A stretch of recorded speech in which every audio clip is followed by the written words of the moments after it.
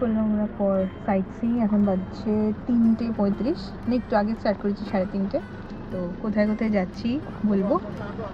একজন গাইড নেওয়া হবে, তো সেই গাইডই বলে দেবে যে কোথায় কোথায় কি যাবো অ্যান্ড বাকি জিনিসপত্র।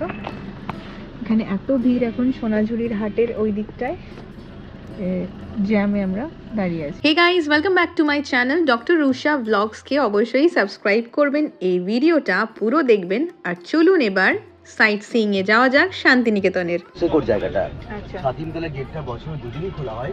দুদিন মেলা হয় 7ই পৌষ এবং 6ই মাঘ। 20 জানুয়ারি সেদিনই গেটটা খোলা হয়। মনে হচ্ছে ক্লাসের জায়গায় রবি ঠাকুরে 1901-এ প্রথম 5 জন ছাত্রের ক্লাস নিয়েছিলেন। তারই মধ্যে রবি ঠাকুরের বড় ছেলে ছিল রথীন্দ্রনাথ ঠাকুর, প্রেম কুমার গুপ্ত, গৌর গোবিন্দ গুপ্ত, সুধীর চন্দ্রনাথ। এখানে বসতে রবি ঠাকুর বসে বাংলা পড়াতে। নির্জন 10 থেকে 15 মিনিট পর আমরা আসছি। মিউজিয়ামের সামনে দিয়েই এখন যাচ্ছি, বাট একটু পরে আসবো। তার আগে কিছুটা ঘুরে নিয়ে দেখা যাক। পয়লা বৈশাখ, 25শে বৈশাখ মূল প্রোগ্রামগুলো হয় নাট্য মঞ্চ করে নাট্যঘর বলা হয়। বাঁ দিকটা পুরোটাই কলা ভবন। এটা এগুলো আছে সব ক্লাসগুলো তো হয় কিনে গাছের তলায়, সব গাছের তলায় ক্লাসগুলো হয়। এটা সবই সকালে 6:45 দুপুর 1টা পর্যন্ত। সপ্তাহে দিন বন্ধ থাকে, বুধবার বৃহস্পতিবার স্কুল কলেজ সব বন্ধ রাখা হয়। এইখানে সব ক্লাসগুলো হয় গাছের তলায়। এটা হচ্ছে গুরুকুল শিক্ষা রবি ঠাকুর। দাঁড় করাবো আমরা। বাদিকটা হলো আপনার সাঁওতাল পরিবার, সঙ্গে স্বামী স্ত্রী, সঙ্গে কুকুর, সঙ্গে বাচ্চা, সঙ্গে জিনিসপত্র নিয়ে কাজের সন্ধানে বেরিয়ে চললো। 1938-এর কাজ এটা। সিমেন্ট বালি পাথর দিয়ে হাত দিয়ে ছুঁড়ে ছুঁড়ে কাজগুলো করেছে। এক দেশ থেকে অন্য দেশে বলে ব্যক্তি তারাই পড়াশোনা করতেন। তান্দিরা মহালঞ্চবার এখানে বসে রবি ঠাকুর মহালঞ্চ কাব্য লিখতেন। 1934-এর বাড়ি। রবি ঠাকুরের ছোট মেয়ে থাকতেন, মীরা দেবী থাকতেন। বাদিকটা হলো মিল কল, রাইস মিলে কাজের সন্ধানে বেরিয়ে চললো। সঙ্গে মাসি আছে, মা আছে, পিছনে বাচ্চা, খাবারে বাটি, জামকিং করে বেজের কাজ। 1955-56 সালে সব কাজগুলো করেছে এখানে। ইন্দিরা গান্ধী, কণিকা বন্দ্যোপাধ্যায়, যে আপনি যত ভালো ভালো ব্যক্তি, সুরেন কর, জামকিং কর বেজ, বিনোদ বিহারী মুখোপাধ্যায় সব সঙ্গীত ভবন কলাভবনে পড়াশোনা করতেন। বাদিরা সঙ্গীত ভবন, গানের ডিপার্টমেন্ট এটা। যারা গান নিয়ে পড়াশোনা, গানের ডিপার্টমেন্ট এটা। একজন গাইড না নিলে এগুলো কিন্তু দেখা সত্যিই অসম্ভব। তাই জন্য একজন গাইডকে আমরা নিয়েছি। ইনি ওই পার ডে হিসেবে টাকা নেন, আর আমাদের থেকে আজকে 400 টাকা নিচ্ছেন। আর এইভাবেই আমরা কিন্তু সাইট সিইংটা করে নিলাম।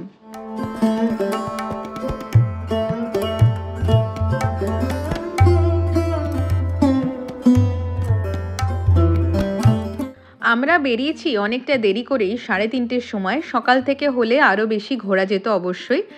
যাই হোক, এইবার আমরা চললাম মিউজিয়ামের পথে।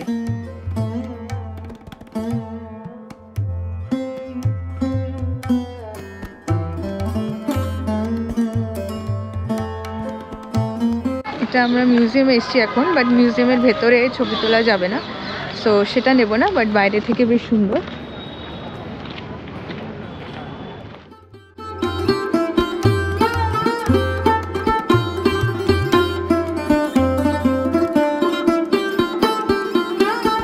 মিউজিয়ামের ভিতরে তো অ্যালাউড নেই ছবি তোলা, বাট অসাধারণ লাগলো। মানে রবীন্দ্রনাথ ঠাকুরের সব কিছু ওখানে রাখা আছে, যা তার ব্যবহার করা জিনিসপত্র, অ্যান্ড তাছাড়া অনেক কিছু লেখা আছে, লেটার্স, ভীষণ সুন্দর।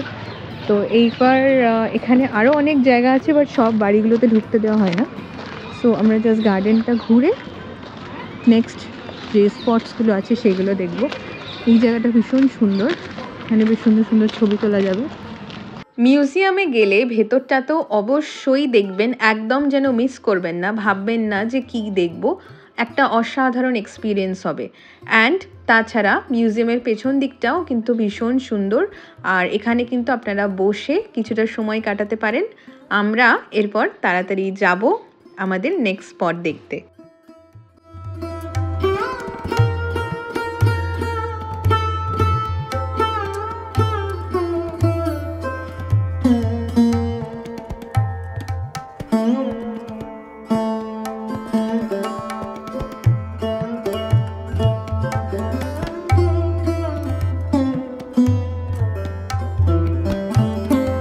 এর পরের গন্তব্য সুরুল রাজবাড়ি। সুরুল রাজবাড়ি এখন বেশ পপুলার, কিন্তু এই রাজবাড়িটি কিন্তু 250 বছর পুরনো। আর এটা তৈরি করেছিলেন শ্রীনিবাস সরকার।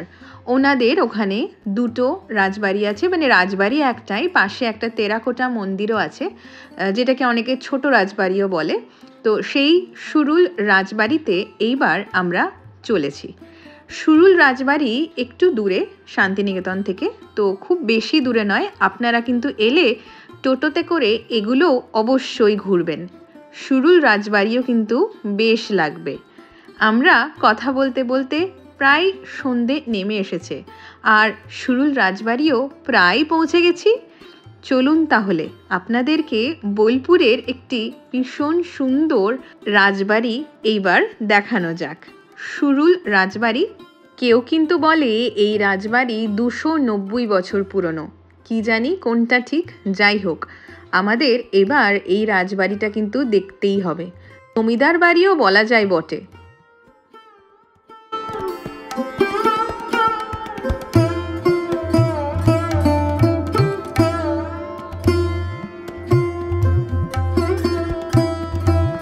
দেখছেন, দেখে কি মনে হচ্ছে 290 বছর পুরনো?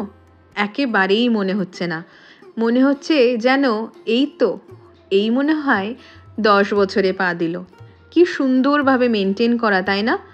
আর লোকও কিন্তু অনেক আছে, এখানে অনেকেই ভিজিট করতে আসেন। অ্যান্ড ইয়েস, সুরুল রাজবাড়ির কিন্তু দুর্গাপুজো বেশ ফেমাস। এটা কিন্তু সেই 290 বছর ধরেই চলে আসছে। সুন্দর একটা দালান আছে, দুর্গা মণ্ডপ আছে, এখানেই পুজোটা হয়ে থাকে। আর এটা কিন্তু শুরু করেছিলেন এই 290 বছর আগে শ্রীনিবাস সরকার। নিজে হাতে দুর্গাপুজোটি শুরু করেছিলেন। এখনও একইভাবেই দুর্গাপুজোটা চলে আসছে।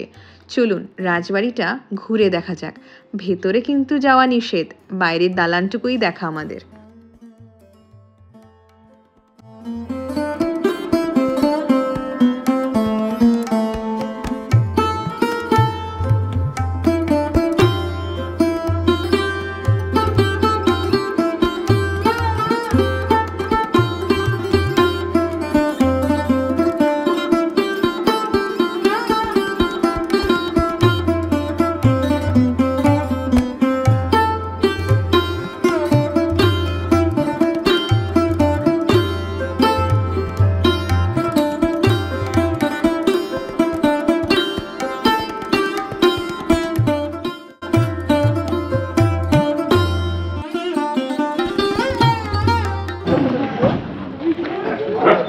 ছোট রাজবাড়ি, যেটা হচ্ছে এখানে একটা মন্দির আছে। মন্দির টেরাকোটা কা কাম আছে। এই হলো সেই মন্দির যেখানে একেবারে সুন্দর টেরাকোটার কাজ দিয়ে নকশি করা। সত্যি এত ভালো লাগছিল। আর এখন জাস্ট সন্ধে নেমেছে, এখানে মন্দিরে সন্ধে দিচ্ছিল, ভীষণ সুন্দর লাগছিল। এরপরে কোথায় এলাম জানেন? এই হলো সেই গাছ যেটা সহজ পাঠে ছবি আঁকা আছে। মনে আছে আপনাদের সেই গাছটার কথা? রাত হয়ে গেছে, তাই বেশিরভাগ জায়গায় এখন আলো জ্বলে উঠেছে। আমাদের এই সফর এই অবধি আজকে শেষ। বেশ ভালো লাগলো, আর একজন গাইড নিয়েছিলাম বলে বেশ অনেক কিছু জানতে পারলাম। এরপরে কালকে কিন্তু আমাদের যাওয়া আছে কঙ্কালীতলায়। যাবেন তো আমাদের সাথে কঙ্কালীতলায়? কঙ্কালীতলা কিন্তু 51 সতীপীঠের একটা। আমাদের সাথে অবশ্যই যাবেন আপনারা। এখন বাজছে রাত্রি 9:15 আর আমাদের ডিনার এসে গেছে, মানে আমরা অর্ডার করেছি। সেটা হচ্ছে মশালা কুলচা, বাটার নান, আর এটা হচ্ছে চিকেন লাবাবদার। কোকোর খাবারও হয়ে গেছে। গ্রেভি হয়, সে গ্রেভি দিয়ে আর ভাত দিয়ে খেয়েছে কোকো। সকাল 1:30 বাজছে অ্যান্ড আমাদের ব্রেকফাস্ট চলে এসেছে। কমপ্লিমেন্টারি ব্রেকফাস্ট, আলু পরোটা, তার সাথে চা, কফি, একটা সবজি আছে, একটাতে দই আছে। অ্যান্ড কোকোর জন্য হচ্ছে আমরা এগ বয়েল আনিয়েছিলাম, কোকো খেয়ে নিয়েছে। অ্যান্ড আমরা ব্রেকফাস্ট করবো এইরকম একটা অসাম ভিউয়ের সাথে। আর এরপরে আমরা যাব কঙ্কালীতলাতে যাব, অ্যান্ড তাছাড়াও সোনাঝুরিতে যাব। তো আমরা ব্রেকফাস্ট করে ফেলি তাড়াতাড়ি।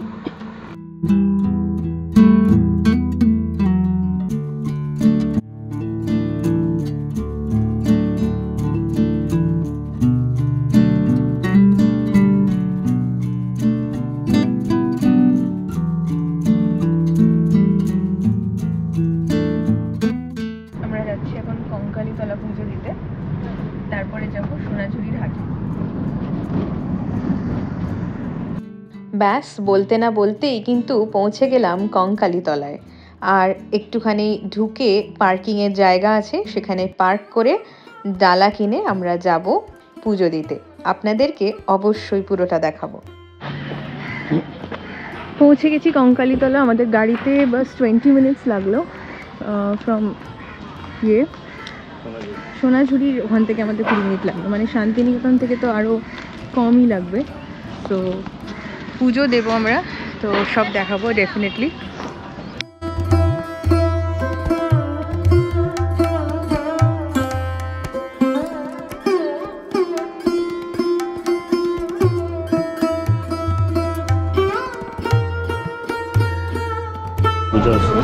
দিতে হয় মূল্য নাকি? আচ্ছা, এটা কত? এটা সব দিয়ে করে দিলাম 251 টাকা। আসুন এসে পয়সা। কি কি আছে? একটা জল দাও তো। এখানে আবার পুজোতে মূল্য দেয়। ডালা কেনারও কিন্তু সুব্যবস্থা আছে, প্রচুর দোকান বাইরে। এটা যেটা বললাম যে 51 সতী পীঠের অন্যতম এক পীঠ।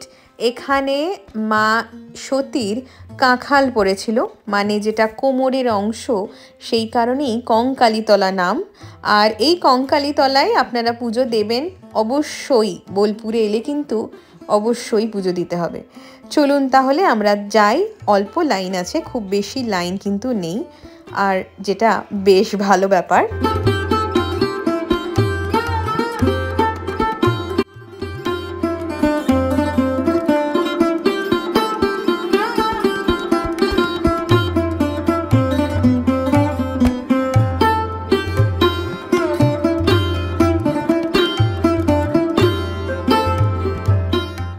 বেশিক্ষণ কিন্তু দাঁড়াতে লাগলো না, আমরা কথা বলতে বলতেই কিন্তু পুজো হয়ে গেল। পুজো হয় এখানে, পুজো হয়ে গেছে, বাট ভেতরে তো ক্যামেরা অ্যালাউড নয়, ভেতরে তোলা যায়নি, যার জন্য আর ছবিও তোলা হয়নি। বাট খুব ভালো পুজো হয়েছে, উইদাউট কোনো পান্ডা, খুব ভালো, আর কোনো ডিমান্ড নেই এখানে। খুব ভালো লাগলো পুজো দিয়ে, সকাল সকাল পুজো হয়েছে, খুব ভালো লাগলো।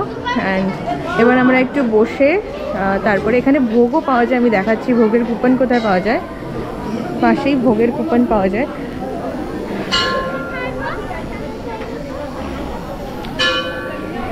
ওইখানে যে লাইনটা, ওখানে ভোগের কুপন পাওয়া যায়, আর এখানে এরকম জিনিসপত্র বিক্রি হচ্ছে।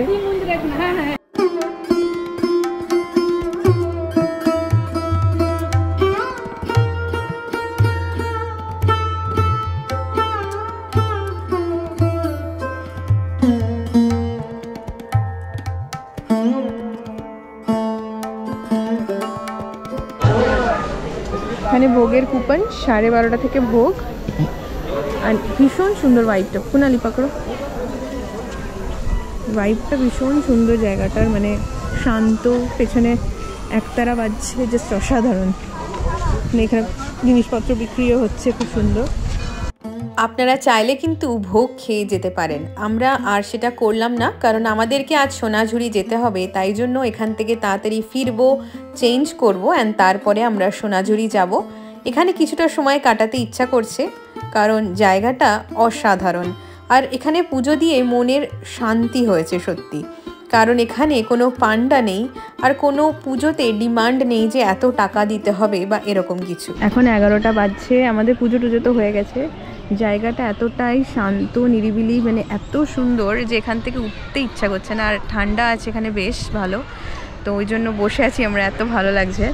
আর कुणाल के जिज्ञेस करा जाए केमन लगे। कुणाल कैसा लग रहा है तुमको यहाँ के? बहुत पीसफुल प्लेस है, शांति है, अच्छा वाइब्स है, और ये जो गार्डन जैसा बना हुआ है ये बहुत अच्छा है। गार्डन जो मेरे पीछे है, बैठने के लिए भी जगह है, ये सब अच्छा है। मंदिर शांति भी होना चाहिए एकदम। नकुल, नकुल दाना क्या है कुणाल? नकुल दाना। तुम मुकुल बोल रहे थे तो? मुकुल दाना, नकुल दाना।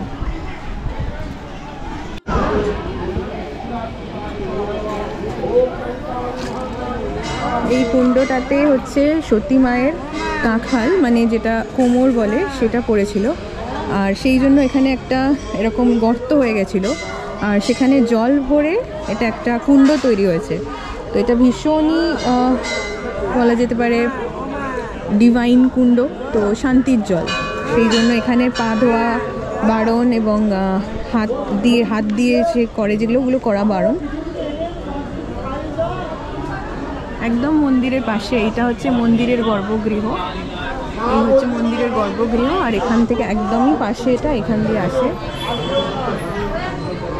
এখানে ফুল ফল ফেলাও নিষেধ, কিন্তু লোকে ফেলেছে কেন জানি না, যাই হোক।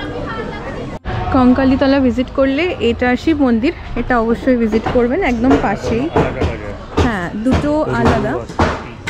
हाँ क्या बताएंगे बाद में, बता दो।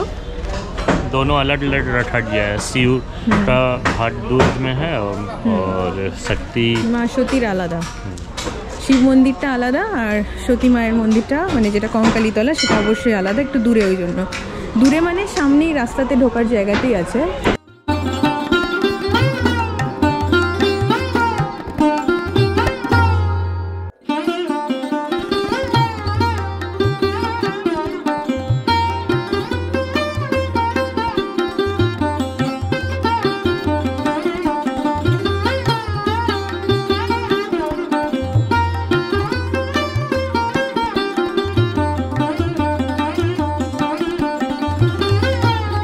বোলপুরে এলে জায়গায় জায়গায় কিন্তু বাউল সঙ্গীত আপনারা অবশ্যই শুনতে পারবেন। আর এখানেও এই মন্দিরের সামনেই এরকম একজন গান গাইছিল, আমি আনফর্চুনেটলি গানটা দিতে পারছি না, জানি না কোথা থেকে কি কপিরাইট লেগে যায় আজকাল ইউটিউবে, তো সেই কারণে আমি গানটা দিতে পারলাম না, বাট জাস্ট অসাধারণ লাগছিল। আর আমি আমার ফোনে রেকর্ড করেছি, অ্যান্ড এখানেও রেকর্ড করার ইচ্ছা ছিল, বাট আপনাদেরকে শোনাতে পারলাম না, I am sorry for that. তো যাই হোক, আমাদের এখানটাও আজকে ঘোরা হলো। এরপরে কিন্তু বিকেলে আমাদের যাওয়া আছে সোনাঝুরি। এখানে এই বাউল সঙ্গীত শুনতে শুনতে সত্যি যেন মনে হচ্ছিল এই জায়গাটা ছেড়ে না যায়। এত সুন্দর একটা গাছের নিচে শীতল ছায়া, আর সেখানে এত সুমধুর একটা গান, অসাধারণ। তার সামনে একেবারে শিব মন্দির, সত্যি এই শান্তি যেন পরম শান্তি। তবে বেশিক্ষণ সময় এখানে দেওয়া যাবে না, কারণ এরপরে আমাদের যেতে হবে হোটেল, আর সেখানে রেডি হয়ে আবার আমাদেরকে বেরোতে হবে সোনাঝুরির জন্য, কারণ কালকেই কিন্তু আমাদের ফিরে যাওয়া বাড়ি। তাহলে চলুন আমরা এগোই আমাদের পথে। সোনাঝুরির গল্পটা পরের ভিডিওর জন্য থাক, আজকে এইটুকুই থাক তাহলে। আমরা কিন্তু এরপরে সোনাঝুরি যাওয়ার আগে অন্য একটা গ্রামেও গেছিলাম, তার কিছু রিলস আমার ইনস্টাগ্রামে আছে। আমার ইউটিউব চ্যানেলটিকে সাবস্ক্রাইব করতে ভুলবেন না। পুরো ভিডিওটা দেখার জন্য অসংখ্য ধন্যবাদ। ভিডিওটা লাইক করবেন, কমেন্ট করবেন, অবশ্যই শেয়ার করবেন নিজেদের বন্ধু বান্ধবের সাথে। অ্যান্ড ইয়েস, আমাকে ইনস্টাগ্রাম এবং ফেসবুকেও ফলো করতে কিন্তু ভুলবেন না। Thank you so much.